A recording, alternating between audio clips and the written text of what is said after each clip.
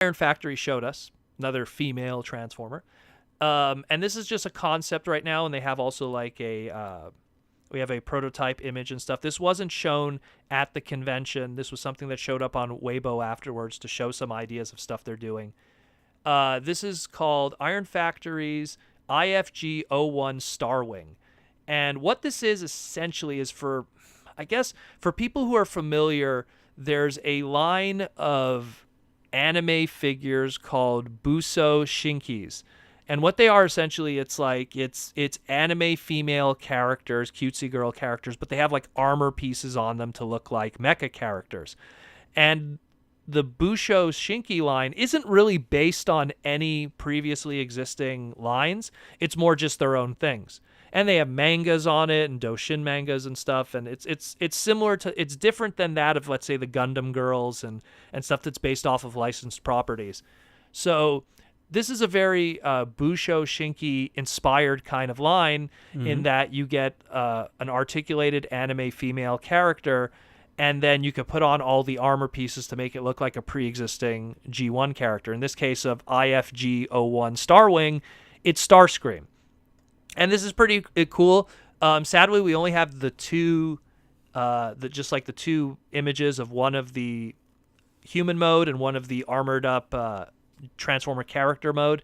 There's no confirmation if these pieces like parts form off and then combine to make an alt mode or something. But I know that the old Bosou Shinkis, they don't do that. But then again, that's kind of, again, they're not based off of a property where that's the whole gimmick. So I wonder if that's going to be the case too. But this is something interesting. I don't know if, it's funny, like, here we have the news of the anime-looking RC figure. Then we have Booby RC that was shown to us. Yeah. Now we have this. It seems like there's kind of a direction going now for third party. It's kind of like, and same thing we just talked about, Black Arachnia even, who's like the queen of boobies in a lot of ways in Transformers. But it's like, it seems to be there's an audience now for this kind of Transformer product, it seems, because it seems like it's coming from all these different angles, like of all these different forms of creativity. So it looks interesting.